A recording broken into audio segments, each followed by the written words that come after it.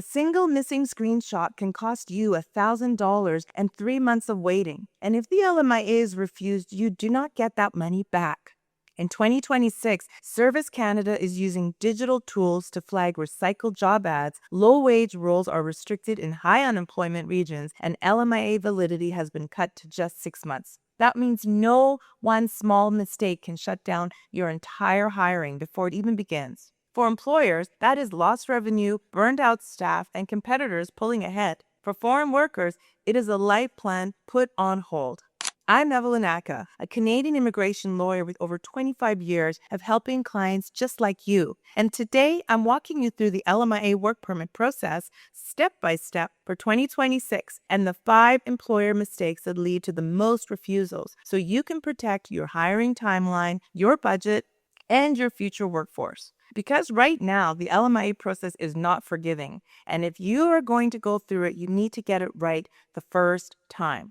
LMIA Work Permit 2026 Step-by-Step and Common Employer Mistakes. Why the LMIA process is higher risk than ever before in 2026. A single missing screenshot can cost you $1,000 and 3 months of waiting, and you do not get that money back if your application is refused. The LMIA, or Labor Market Impact Assessment, is the document Canadian employers must obtain before they can hire a foreign worker through the Temporary Foreign Worker Program. It proves to the government that no qualified Canadian or permanent resident is available for the job. Without a positive LMIA, the worker cannot apply for a work permit. The entire hire depends on this one approval. And in 2026, the rules got tighter. Service Canada is now using software to detect recycled job ads and staged recruitment. LMIA validity has been cut from 18 months down to just 6 months. Low-wage positions are limited to 1 year. And if your business is located in a region where unemployment is at or above 6%,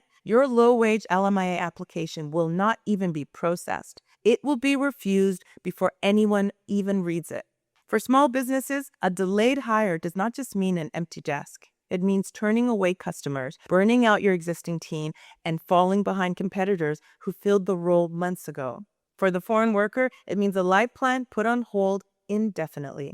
So let me walk you through exactly how to get an LMIA approved in 2026, step by step, and show you the 5 employer mistakes that cause the most refusals so you can avoid every one of them. Job posting and recruitment requirements. The LMIA process starts with recruitment, and this is where most applications begin to fail. Before you can apply to hire a foreign worker, you must prove you tried to hire Canadian first. That means advertising the position in at least 3 different places for a minimum of 4 consecutive weeks. One of those sites must be the Government of Canada Job Bank. The other 2 can be job boards, local newspapers, professional association websites, or industry-specific platforms, as well as the company website. All of that advertising must happen within the 3 months before you submit your LMIA application. If it falls outside that window, it does not count. Here is where employers get into trouble. They post the job, they run it for 4 weeks, but they do not document anything.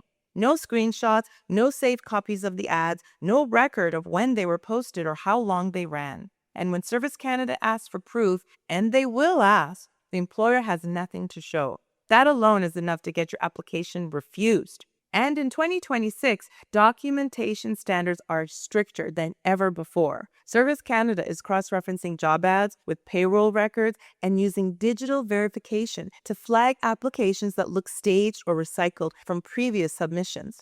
If your recruitment looks like a formality instead of a genuine effort, your application will not just be refused. It may be flagged for future scrutiny. That means every LMIA you submit after that one gets a harder look. Take clear screenshots, save full copies of every ad, record the exact dates and platforms you posted on, track every applicant who responds, and document why they were or were not hired. Treat recruitment like an audit trail, because that is exactly how Service Canada treats it.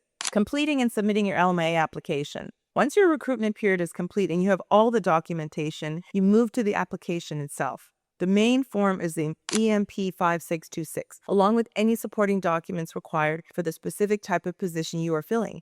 Always verify you are using the current version. Old forms are rejected automatically in 2026. The application requires detailed information about your business, the position, the foreign worker, and your recruitment efforts. Pay close attention to the wage you are offering. It must meet or exceed the median wage for that occupation in your region. If you offer below the median, your LMIA will almost certainly be refused. And with median wages rising across skilled trades and tech in 2026, what qualified last year may not qualify now. Check the job bank wage report for your specific region before you submit. The processing fee is $1,000 per position. You pay for each foreign worker you want to hire, and there is no refund if the application is denied. A rushed application does not save time, it doubles it. Because after refusal, you restart advertising, wait another 4 weeks, resubmit, and face stricter review the second time around. Submit through the government's online portal, keep your confirmation and tracking number, and be prepared to respond quickly if Service Canada requests additional information. The employer interview and LMIA decision. After you submit, Service Canada may contact you for an interview.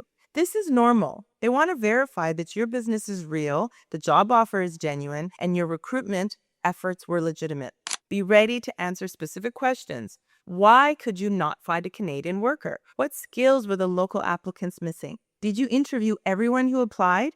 How did you determine the wage? The more specific and honest your answers, the stronger your case.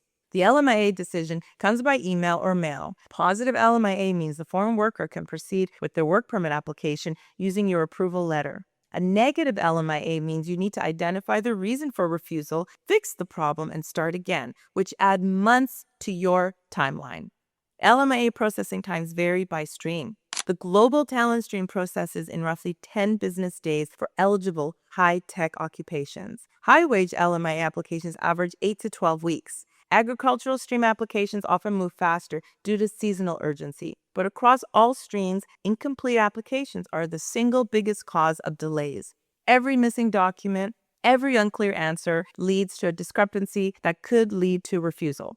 These are the mistakes I see employers make year after year. Each one can cost you $1,000, months of delay, and in some cases, your ability to hire through the program at all. Mistake number 1 is poor recruitment documentation. This is the top reason for LMIA refusals in 2026. If you cannot prove you advertise in 3 places for 4 weeks with clear records, your application is dead. Mistake number 2 is offering below market wages. Service Canada checks this closely. If the median wage for welder in Alberta is $34 an hour and you offer $28, your application is refused, regardless of how qualified the worker is. Underpaying is now one of the fastest ways to get denied. Mistake number 3 is using the wrong NOC code. The National Occupational Classification System updated again, and many codes have changed. If you list a job as an admin assistant, but the duties describe the office manager, officers will assume you do not understand the position. Mismatch between title, duties, and NOC code raises immediate suspicion. Mistake number 4 is missing or incomplete paperwork. A forgotten signature, a blurry business registration, an expired license. One client uploaded a business registration from 2 years ago instead of the current renewal. That single error led to a full denial. Mistake number 5 is rushing. Trying to save 2 weeks on recruitment can cost you 6 months in delays. Employers in a hurry cut corners on documentation, skip verification steps, and submit incomplete packages. The result is almost always a refusal that takes longer to recover from than doing it right the first time would have taken. After the LMIA is approved, a positive LMIA is not the finish line. Your foreign worker still needs to apply for a work permit using your approval letter. That process includes biometrics, background checks, and sometimes a medical exam. The work permit will typically be employer-specific and valid for 1 to 2 years, depending on the position. But here is the important part. The LMIA is only valid for 6 months in 2026. If the worker does not apply for their work permit within that window, their approval expires altogether and you have to start over. Speed matters after approval, not just before. Once the worker is in Canada and building experience, they may become eligible for permanent residency through express entry or a provincial nominee program. For employers, that means the person you fought to hire can become a long-term part of your team. For workers, it means this process is not just about a job, it's about building a life in Canada.